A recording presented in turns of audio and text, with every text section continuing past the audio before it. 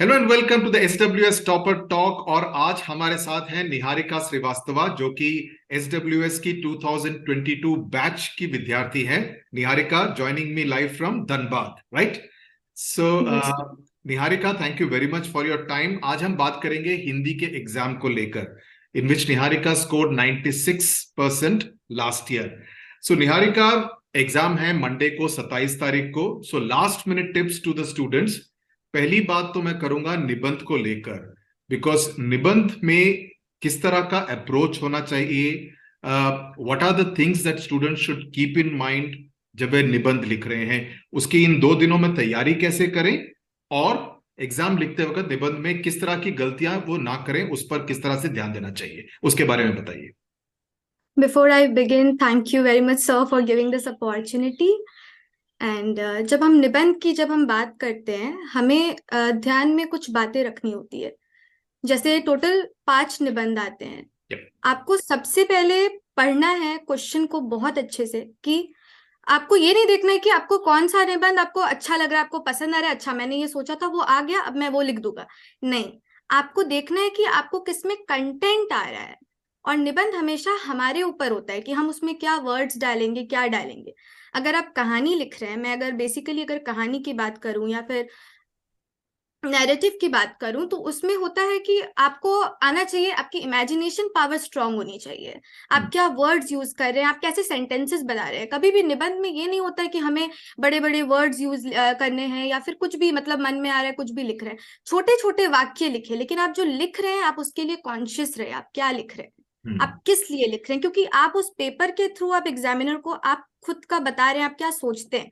और निबंध आप जब भी लिखते हैं तो आपको हमेशा एक अच्छे इंसान बनकर पहले तो एग्जाम हॉल में जाना होता है, क्योंकि आपको थोड़ा मतलब अच्छे से सोचना होता है कि अच्छा ठीक है हमें ऐसा सोचना चाहिए। मतलब उसमें आपको बहुत सारी थिंकिंग आपको आनी चाहिए, मतलब बहुत स्ट्रॉन्ग इमेजिनेशन पावर होना चाहिए। जैसे फॉर एग्जाम्पल आपको किसी जैसे संयुक्त परिवार के बारे में लिखना है, आपको किसी बचपन में आपको कहाँ पे कैसा आपको लगता था, ऐसा एक क्वेश्चन है प्रीवियस ईयर क्वेश्चन में। तो आपको लिखना है कि हमें बचपन में क्या मतलब दादाजी दादी माँ किस तरीके से हमें मतलब देखते थे, कैसे हमें खिलाते थे, हमारे लिए लोरी गाया करते थे, अपने हिस्से का खाना हमें दे देते थे। मतलब एग्जामिनर को पढ़कर लगना चाहिए कि ओ माय गॉड, इस बच्चे को इतना पता है। मतलब ये मतलब उसको लगना चाहिए वो अपने बचपन में चला जाए। हमेशा हमें निबंध से ऐसा करना है, मतलब उससे आपको कनेक्शन जोड़ देना है कि जो पढ़ रहा है उसको लगे कि हम वहां पर पहुंच जाए, उसके आंखों में पानी आ जाए। You okay, have to do that. तो इसमें उदाहरण का काफी महत्वपूर्ण, आई मीन काफी महत्व रहता है कि इफ यू यूज एग्जांपल्स, उससे काफी फायदा होगा, उससे आपके ऐसे आपके निबंध को पढ़ने में भी ज्यादा रुचि होगी एग्जामिनर को। Yes. और अगर हम पिक्चर स्टडी की अगर बात करें तो हम्म। मैंने देखा है एक पैटर्न होता है आईसीएसई में, हमेशा बच्चे से रिलेटेड आता है। बिल्कुल। कभी भी मतलब कभी नल से पानी गिर रहा हो, या फिर बच्चे के पढ़ाई से हो, या फिर उनसे बाल मजदूरी करा जा रहा हो। तो Right. आपको अगर कुछ नहीं भी आता है ना, तो फिर पिक्चर कॉम्पोजिशन बहुत इजी हो जाती है। आपको पहले उस पिक्चर को बहुत अच्छे से देख लेना है। एंड हमेशा सर जैसा कि कहते हैं think out of the box. तो आपको देखकर उसमें देख लेना है कि अच्छा ठीक है इसमें ये है, अब आपको उसमें कहानी बनानी होगी। मतलब उसको देखो और फिर अपनी एक देखो कि मुझे चित्र में ऐसा ऐसा देख रहा है दिख रहा है। हम्म। उसके बाद लिखो कि मुझे ऐसा याद आ रहा है, ये देखने से मुझे लगता है कि दुनिया कहाँ पहुंच गई है। फिर हम्म। ऐसे ऐसे लिखकर आपको खुद पे खुद उदाहरण आएंगे। आप जब लिखते हैं ना, आपको अभी ऐसा लगेगा ये मुझे सुनते वक्त ही कैसे आइडिया आएगा, हम्म। लेकिन आप जब लिखते हो तो आपको वो फ्लो आ जाती है। So okay. It's like that. तो इट्स वेरी 15 सिंपल। जो पहले का जो रीडिंग टाइम मिलता है, उसमें ये जो 4-5 पॉइंट आप उस निबंध में लिख रहे हैं, जो भी आपने चूज किया है, वो पॉइंट सोच लें 15 मिनट में कि ये पॉइंट्स मैं उस निबंध में इंक्लूड करूंगा। जहां तक आर्गुमेंटेटिव का सवाल है, जहां के आपको एक तर्क रखना है, तो उसमें ये जरूरी बनता है कि आप एक ही तर्क की तरफ ही टिल्ट हो, पॉइंट वाइज। या आप दोनों तरफ टिल्ट नहीं हो सकते, या ऑन द फेंस नहीं बैठ सकते, बिल्कुल नहीं। नहीं, उसमें आपको बिल्कुल होना है कि मुझे इस पे विश्वास है, ऐसा क्यों है। हम्म। आपको बहुत ही ठोस ठोस उस पे पॉइंट डालना है। आप सोच लो आप लॉयर हो, तो हम्म। आपको जीतना होगा ना वहां पे। आप ऐसा नहीं बोलोगे ना, आप जज नहीं बनोगे अच्छा ऐसा हो सकता है ऐसा हो सकता है। एग्जामिनर को लगेगा इसको नहीं कुछ पता है, इसको तो मतलब इधर डांस करना है इसको। No, you don't have to do that. आपको मतलब लिखना है कि नहीं मुझे ऐसा लगता है कि सोशल मीडिया अच्छी नहीं है, अच्छी चीज नहीं है, इसलिए नहीं है। उस पर ऐसी चीजें नहीं है बच्चों के लिए, तो ऐसा नहीं है वैसा नहीं ऐसा नहीं। उस पर अच्छी बातें मत लिख देना, नहीं तो you are going to lose marks. या करेक्ट। ओके, तो ये तो हो गए निबंध को लेकर। नेक्स्ट हम चलते हैं पत्र लेखन पर। उसमें भी फॉर्मल और इनफॉर्मल लेटर में किसको लिखने में ज्यादा फायदा होता है, ऐसा कुछ है क्या? और दोनों में अप्रोच अलग अलग कैसा हो?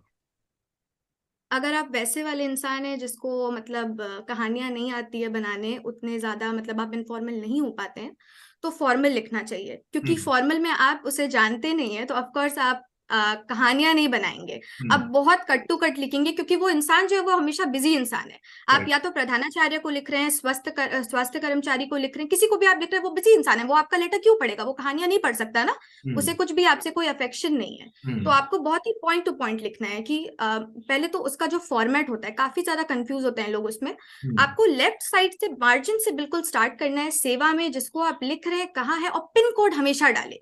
उसके बाद उसमें अभिवादन देने की जरूरत नहीं होती है, ठीक हम्म। है ना, सप्रेम नमस्कार and all is not needed, hmm. महोदया, इस तरीके से लिखना होता है। ये आप लोग मुझसे ज्यादा जानते हैं, क्योंकि मैं नहीं लिखती थी फॉर्मल। हम्म। उसके बाद मतलब नीचे से फिर आप जब स्टार्ट करते हैं, तो मैं आपका ध्यान इस ओर लाना चाहती हूँ, कुछ सोफिस्टिकेटेड वर्ड्स यूज कर। अब मैं ये जब कहती हूँ तो इसका मतलब ये नहीं कि कुछ एकदम डिक्शनरी से लिख दे, मतलब अगर तो कुछ अच्छे वर्ड्स, फॉर्मल वर्ड्स यूज करें। और हम्म। फिर आप अपनी प्रॉब्लम्स बताएं, आपको क्या हो रहा है। अब सिर्फ अपनी मत बताइएगा, क्योंकि आप लोगों को लिख कर बता रहे हैं, थोड़ा सा कॉमन सेंस यूज करना है। Yeah. तो आप लिखें उसको, और उसके बाद आप अपनी परेशानी बताएं, आपको क्या हुआ, उससे कुछ घटना हुई है या नहीं, हम्म। आपको क्या लगता है उसमें क्या करना चाहिए। फिर आप वो जो इंसान को लिख रहे हैं, आप रिक्वेस्ट करेंगे ना कि मैं आपसे ये आशा करता हूँ कि आप इसके और आप ध्यान देंगे। और उसके बाद आप उसको काफी ब्यूटीफुली आप एंड करें, क्योंकि आप जिस तरीके से स्टार्ट करते हैं, आपका फर्स्ट इंप्रेशन होता है वो। फिर Correct. बीच में आप प्रॉब्लम डालते हैं, और लास्ट में आपको एंड कर देना है। और फिर आप कौन हैं, आप हम्म। कहीं के कम्युनिटी से आप लिख रहे हैं, तो आप वो लिखिए। आप स्कूल में बच्चे हैं, तो हम्म। आप आज्ञाकारी, मतलब जो भी हैं आप लिख दीजिए। और क्लास 7 8 10 है, जो भी है वट एवर, वो हो गया फॉर्मल। आपको इर्द गिर्द नहीं घुमाना है, क्योंकि एग्जामिनर को आप सोच लीजिए वो है वो इंसान जिसको आप लिख रहे हैं, तो हम्म। वो इधर उधर नहीं नाचेगा ना, वो आपको पढ़ेगा और वो आपको मार्क्स देगा, तो उसको पॉइंट पे मार्क्स मिलता है। हम्म। अगर इनफॉर्मल है, अब इनफॉर्मल लेटर में आपको सोचना है कि आप सच में अपनी उस दोस्त को लिख रहे हैं, या अपनी मम्मी पापा भाई को लिख रहे हैं। तो आपको इनफॉर्मल में सबसे पहले तो 3 लाइन से ज्यादा उसमें एड्रेस होना नहीं चाहिए। फिर Correct. आप जैसे लिख रहे हैं that for example Dhanbad Jharkhand 826001, हम्म। एक लाइन आप छोड़े। लाइन छोड़ने का काफी ये होता है, ऐसा कुछ नहीं है आपको, मतलब लाइन आप क्यों ही छोड़ेंगे, हम्म। दिमाग में एक लाइन आप छोड़ें, क्योंकि वो नीट दिखे। आप Correct. एकदम लेफ्ट साइड से आप स्टार्ट करें, उसके बाद आप दिनांक लिखें, डेट वेट मत लिख दीजिएगा। हम्म। एंड देन जो भी है, डेट 27 है, हम्म। 27 मार्च, मार्च की स्पेलिंग याद कर लीजिए। उसके बाद 2023, देन हम्म। प्रिय मित्र, उसमें अभिवादन आपको देना चाहिए। हम्म। आदरणीय, अगर आपके आदरणीय दादाजी हैं या पापा जी हैं, what ever what it is, तो उसमें आपको लिखना है सप्रेम नमस्कार। और हम्म। फिर वहां पे पूर्ण विराम जरूर दे, फुल स्टॉप मत दे दीजिएगा। हम्म। फिर वहां पे स्टार्ट करें आप मार्जिन से, जहां से आप लिखते हैं आशा करती हूँ कि तुम कुशलता पूर्वक होगी। ये काफी ऐसा लाइन है कि हर कोई लिखता है। हम्म। आपकी अपनी भी स्टाइल होनी चाहिए, क्योंकि आप किसी अपनी को लिख रहे हैं, तो आप कैसे, मतलब आप पहले से प्रिपेयर्ड होके लिख सकते हैं। हम्म। उसको लिखिए कि आप में अपनापन है। फिर उसको आप बीच में आप लिखिए कि बहुत दिन हो गए तुमसे नहीं मिली, या फिर आप कहीं घूमने गए थे, अपने बचपन के स्कूल आप गए थे, आपको वहां पे याद आई। अब अपने दोस्त को लिख रहे हैं, बचपन की यादें लिखी, हम जहाँ गुपचुप खाया करते थे, मतलब उसे वो फॉन्डनेस दिखना चाहिए। फिर आप जब एंड करें, तो बात करते करते पता ही नहीं चला कि कितना समय बीत गया। अब ये मैं लिखना अब समाप्त कर रही हूँ। चाचा जी एंड चाचा जी, सॉरी, चाची जी को मेरा प्रणाम कहना, छोटे भाई बहनों को मेरा प्यार देना, इस तरीके से एंड होता है। अब किसी का आप स्वास्थ्य पूछ रहे हैं, तो ये मत लिखिएगा। जैसे एंड करने का एक और तरीका होता है, जैसे बात करते करते तो मुझे पता ही नहीं चला, मैं चाय चढ़ाकर भूल गई। मतलब इसमें आपको कुछ एकदम डिफरेंट तरीके का लिखना होता है। तो आप किसी का स्वास्थ्य आप पूछ रहे हो, तो ये मत लिख देना मैं चाय चढ़ाकर भूल गई, क्योंकि आप उसका वो हाल चाल पूछ रहे हो ना, तो आप क्यों भूल गए, मत बात करो फिर। और फिर उसको एंड कर देना। और फिर आप वहां जब नीचे लिखते हो, तो उसमें पूरा फुल नेम नहीं लिखते हैं। यस, फॉर्मल लेटर में फुल नेम लिखते हैं, और इनफॉर्मल में फुल नेम कभी भी नहीं लिखते हैं, क्योंकि वो आपका अपना इंसान है। आप टाइटल बताकर क्या करने वाले हैं। So that's about. Okay, good. That was good. Now let's move to section B, the literature part. I mean, irrespective of whether they are doing साहित्य सागर की कविताएं या स्टोरीज या एकांकी या नया रास्ता, बेसिक अप्रोच क्या रहना चाहिए जब आप लिटरेचर के आंसर्स लिख रहे हैं? Because these are more to the point, और उनको कीवर्ड्स के बेसिस पे भी उसके मार्क्स मिलते हैं। तो यहाँ पर उनका अप्रोच किस तरह का रहना चाहिए? सेक्शन बी, तो जिसमें पहले तो स्टोरीज हम लोग देख लेते हैं। एकांकी संचय और जो बाकी जो बुक्स हैं वो भी स्टोरीज जैसी होती है। साहित्य सागर में हमें दोनों ही मिल जाता है, स्टोरीज भी रहती हैं और पोएम्स भी रहते हैं। तो पहले मैं स्टोरी का बता देती हूँ आपको। समरी आपको पता होनी चाहिए, लेकिन इसका मतलब ये नहीं है कि आप समरी को वहां पे लिख दें। समरी हमेशा आपको स्टोरी की पता रहनी चाहिए। ठीक है, यहाँ पे इसका ये चरित्र है, इसका ये है चरित्र चित्रण, उद्देश्य क्या है, मतलब उसका पूरा आपको ये होना चाहिए कि जहां से भी कोई मुझसे पूछे वो आपको आना चाहिए। अब आप लिखते कैसे हैं, लिखने की एक कला होती है। क्वेश्चन जैसे ही आएगा, अगर आपको समरी पता है ना, तो आपके दिमाग में वो ऑटोमेटिकली आने लगेगा। अच्छा, ऐसा हुआ था, नेताजी के चश्मा में ऐसा हुआ था, साखी में ऐसा हुआ था। You will get to know. अब आप जब लिख रहे हैं, आपको उसमें बीच बीच में से आपको लिखना है। जैसे कि वो बड़े घर की जो बेटी है उसमें आनंदी, वहां पे क्या है, पुरुष सत्तात्मक प्रजा है। वहां पे क्यों लाल बिहारी उसके ऊपर खराव फेंक देता है, क्योंकि वो एक औरत थी, उसने वहां पे आवाज उठा रहा, और उस समय के वहां पे ये सब नहीं चलता था। तो आपको वही सब आपको स्टोरी में से लाइन लेनी है। आप वर्ड्स कहाँ से लाओगे, आप खुद से तो लाओगे नहीं, तो स्टोरीज में से लानी है। और जब आप स्पेलिंग मिस्टेक्स की जो बात कहते हो, सेक्शन बी में वो होना ही नहीं चाहिए, क्योंकि जो हम लिख रहे हैं वो तो बुक में है मेरे। बुक में आप जब रीडिंग करते हो ना, तो आप बोल बोल के रीडिंग करो। प्रोनाउंसिएशन बहुत मैटर करता है, करेक्ट प्रोनाउंसिएशन। जैसे व्यक्ति फॉर एग्जांपल, अब करेक्ट प्रोनाउंसिएशन मतलब ये नहीं, अगर आपको नहीं समझ में आता है व्यक्ति की स्पेलिंग, लोकोक्ति की स्पेलिंग, तो आप उसको व्यक्तित करके याद कर लो। ओके, तो मतलब अपने हिसाब से करो, जो करना पड़े मार्क्स लाने के लिए उस हिसाब से आप याद करो। और कोट करो, जो लाइंस है स्टोरीज में वो लिखो, उससे मार्क्स मिलते हैं। कभी भी समरी लिखने से मार्क्स नहीं मिलते हैं। जो पूछ रहा है उतना ही लिखो। जैसे मार्क्स डिवीजन है 2 2 3 3, तो 2 2 वाले जो होते हैं उसमें बहुत सिंपल रहता है, उसमें बहुत कट टू कट रहता है कि इसने इसको क्या कहा, किसने किसको क्या कहा, बस यही रहता है और कुछ नहीं रहता। 3 3 वाले में थोड़ा हमें एक्सप्लेन करना पड़ता है कि जब जैसे कि वो है महायज्ञ का पुरस्कार, धन्ना सेठ की पत्नी ने सेठ को क्या कहा, महायज्ञ पुरस्कार जब ये कहा, तो उन्होंने कहा कि किसी भूखे कुत्ते को ये कराना है उनके लिए महायज्ञ नहीं है, क्योंकि वो एक बहुत ही उदार के थे। ये स्टार्टिंग में फर्स्ट ऑफ द लाइन में ये लिखा हुआ है, बहुत ही ज्यादा दयालु थे, उनके घर से कोई नहीं भूखा जाता था। तो गरीबी में भी उन्होंने अपना धर्म नहीं छोड़ा, उन्होंने मदद की। आपको इस तरीके से कनेक्ट कर करके आपको 3 मार्क्स वाले लिख देना है। उसमें थोड़ा बड़ा होना चाहिए। अब कितना बड़ा होना चाहिए, कभी भी लाइंस मैटर नहीं करते हैं। आप उसको अगर क्रिस्प मैटर में अगर आप उसको लिख सकते हैं, आप छोटा छोटा ठीक है लिख दो, मतलब लाइंस कभी नहीं मैटर करते हैं हिंदी में। अच्छा, मैं इतना बड़ा लिखूंगा तो मुझे 3 4 5 मार्क्स मिल जाएंगे, इट्स नॉट दैट। तो वो हो गया स्टोरी के लिए। आपको हमेशा लाइंस में से आपको लिखना होता है, ये बात हमेशा ध्यान रखना। समरी लिखने से मार्क्स नहीं मिलते हैं और स्पेलिंग मिस्टेक्स नहीं होंगे। और जितने ज्यादा कीवर्ड्स यूज करें उससे फायदा होगा, ऑब्वियसली कोट करें तो। Yes sir. और पोएम जो होता है कविता में, उसमें कवि परिचय पढ़ लेना चाहिए। जैसे कबीरदास जी हैं, फिर सुर के पद, सूरदास, जो भी है, मतलब 3 है, सुर पद, विनय के पद और गिरिधर की कुंडलियां में भी मतलब कवि परिचय हमेशा अच्छे से पढ़ लेना चाहिए। स्टोरी वाले में भी मतलब रिस्क नहीं लेना चाहिए, उसको थोड़ा बहुत पढ़ लेना चाहिए, पढ़ लेना चाहिए। लेकिन उसके ऊपर डायरेक्टली क्वेश्चंस नहीं आएंगे, लेकिन आप कह रहे हैं कि फेमिलियरिटी होने से बेटर है। जैसे कहाँ कौन सी भाषा का इसमें वो यूज करते थे, इस तरीके से। और जब हम पोएम लिखते हैं उसमें काफी बारीकी देने की जरूरत होती है, क्योंकि पोएम एनसीईआरटी की तरह होता है, बायोलॉजी की तरह। एक लाइन में बहुत सारी बातें होती हैं, तो उसमें आपको समरी की जरूरत पड़ती है, क्योंकि आप पोएम की लाइन को नहीं लिख सकते ना। आपसे कुछ पूछ रहा है, पोएम की लाइन नहीं लिखोगे। उसमें आपको हर एक वर्ड का मीनिंग अच्छे से बुक में ही लिखो, कॉपी में लिखा होना चाहिए अभी तक। अगर नहीं लिखा है तो फिर आपको, अगर आप SWS पे हो तो फिर तो कोई टेंशन की बात नहीं है, लेकिन अगर नहीं हो तो अभी भी मतलब आप करो, वो बहुत ज्यादा जरूरी है। क्योंकि आपको अटेम्प्ट करना पड़ेगा, अगर एक बुक अगर फॉलो होता है स्कूल में, तो उसको जब आप पढ़ रहे हो आपको बहुत ध्यान देना है कि कहाँ पे क्या बोला है। वर्क बुक का हेल्प लो, यूट्यूब का हेल्प लो। और जब क्वेश्चन आए, जैसे कि मेघ आए है, मेघ आए में जो पुडवाई हवा जो चलती है, जो मेघ आ रहे हैं, वो किसका, मतलब उसको किससे कनेक्ट किया गया है। गांव का जो मेहमान पहले के जमाने में दामाद को कहा जाता था, तो वो जो है वो आ रहा है, उसकी पत्नी लता को उसकी पत्नी से ये किया गया। तो आपको वो सारे कनेक्शंस मतलब याद रखने चाहिए कि किस तरीके से जब वो आ रहा है तो गांव के लोगों की क्या उत्सुकता है, कितने वो लोग खुश हैं, फिर उस समय का, उसमें वो सारा बहुत ब्यूटीफुली दिया हुआ है। तो आपको वो सारी चीजें पता होनी चाहिए। और बहुत अच्छे से अगर आप लिखते हो पॉइंट टू पॉइंट, तो मैं बोलूंगी आपको ज्यादा पोएम अटेम्प्ट करने चाहिए।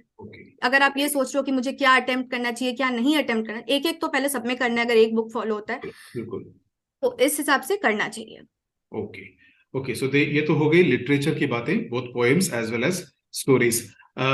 चूंकि आपने एक बात कही कि ज्यादा लिखते हैं, समरी लिखते हैं, तो उसमें ऑब्वियसली समय ज्यादा लगता है, बड़े बड़े आंसर्स लिखते हैं, तो इसके चलते टाइम मैनेजमेंट को लेकर काफी लोगों को परेशानी होती है।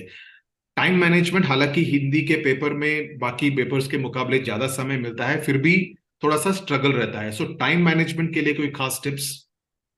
Yes sir.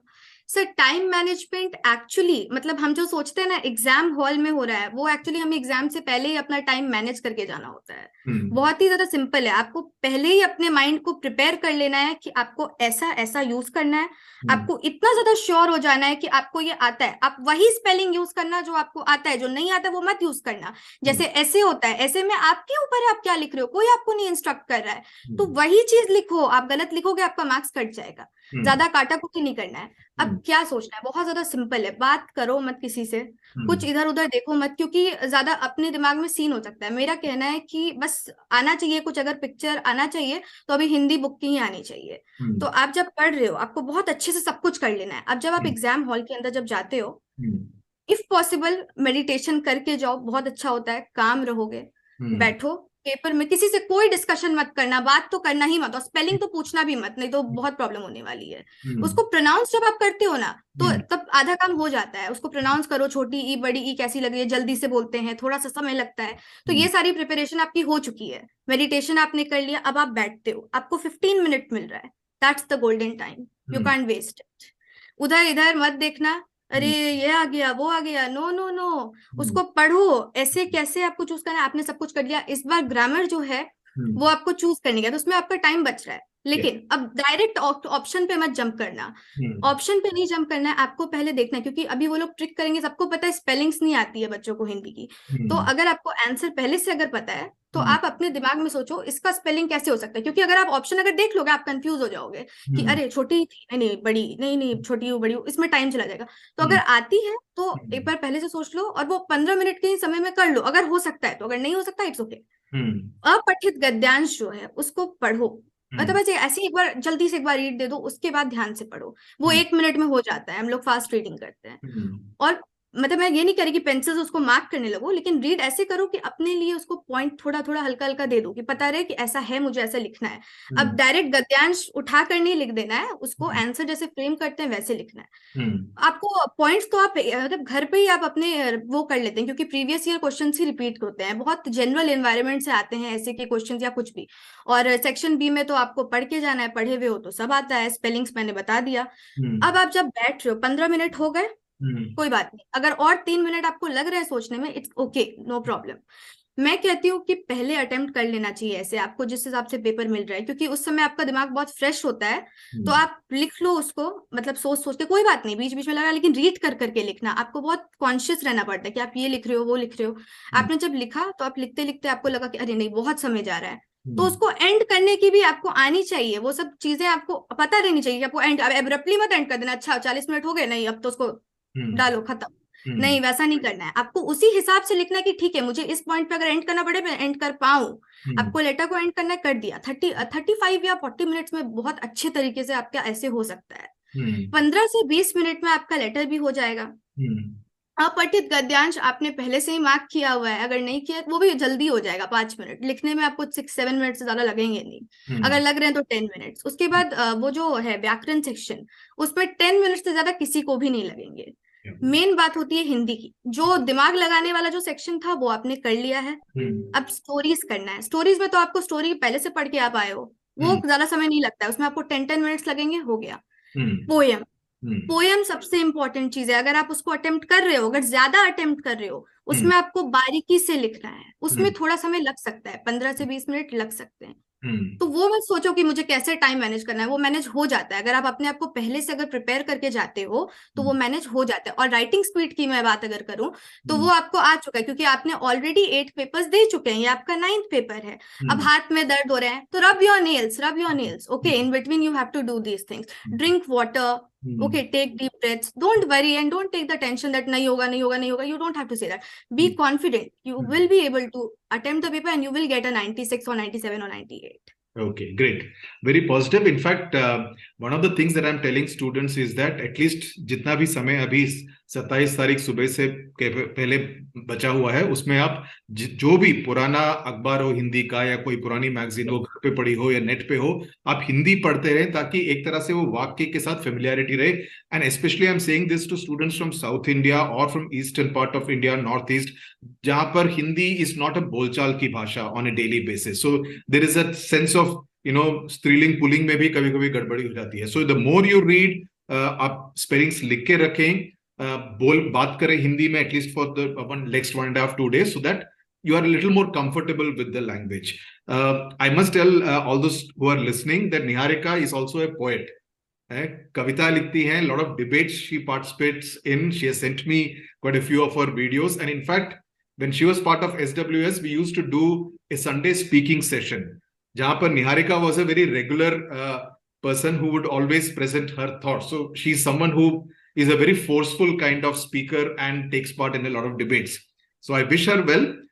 Last point, Niharika, South Indians के लिए especially, जिनके बारे में मैंने कहा कि who are not, for who Hindi is not their mother tongue or their language of comfort. Is there something which you would want to tell to students from Kerala, Tamil Nadu, Karnataka, Telangana, Andhra Pradesh in particular? Yes sir. जब आप reading करते हो तो उसको दिल में रखकर मत रीडिंग करो, मुंह बंद करके नहीं रीड करना है, आपको मुंह खोल कर रीडिंग करना है। और अगर प्रोनाउंसिएशन अगर नहीं आ रही है तो ट्रांसलेटर का यूज करो, गूगल ट्रांसलेटर, और उसको बहुत सही तरीके से आपको बहुत क्लियरली प्रोनाउंस करना है, क्योंकि आप जब प्रोनाउंस करोगे तभी आपको पता चलेगा कि छोटी ई बड़ी ई कैसी होती है। जब मैं कहती हूँ छोटी ई, तो छोटी ई थोड़ा जल्दी बोलते हैं हम लोग, ठीक है। बड़ी ई जब होता है तो उसको थोड़ा सा समय लगता है, ज्यादा समय नहीं लगता है, थोड़ा सा समय लगता है। तो ये सब आपको ध्यान में रखना है बात। आप लिखने में अगर आपको प्रॉब्लम होती है तो आप, जैसे कि सर ने बोला कि कुछ पढ़ लो, तो कोट्स पढ़ लो। अब ऐसे अटपटे कुछ भी कोट्स मत डालने लग जाना, सिर्फ कोट्स से नहीं भरना है, बट कुछ कुछ पढ़ लो कि आइडिया आ जाए, अच्छा इस तरीके से होता है, ऐसे लेटर्स में कैसे आपको, मतलब आपको सहायता मिले। आप प्रीवियस ईयर क्वेश्चन को, अभी लिखने का समय है नहीं, अब सब मत लिखने बैठना, उसको पढ़ो, और सबके लिए है ये, आप लोग उसको एक बार रीड करो। अच्छा ऐसे ऐसे लेटर्स आते हैं, जैसे खेल कूद से रिलेटेड आता है, पर्यावरण से रिलेटेड आता है, ओलंपिक्स में कुछ आ जाएगा, आपने अभी देखा कि कैसे हो रहा है, ये सब आपको मतलब बहुत जनरल टॉपिक्स आते हैं। फिर कुछ ऐसे टॉपिक आते हैं जो आपके दिल से कनेक्टेड होते हैं, तो उसमें आप अपने दिल मन की बात करें। आपको इंग्लिश में अगर हो रहा है वैसे ही करें, उसको हिंदी में आप ट्रांसलेट करके उसको लिखे, तो वो इजी हो जाता है। और मतलब मैं बोलूंगी कि pronunciation is very important. Okay, fine. Thank you very much Niharika for all your time, and I wish you all the best. I'm sure the students को काफी सहायता मिली होगी with your very crisp and clear advice and suggestions and tips. Thank you very much, Niharika. Thank you very much, sir, for inviting me here. It means Always a lot to me. Always a pleasure to be connected with you. Thank you. Thank you, sir. Thank you so much.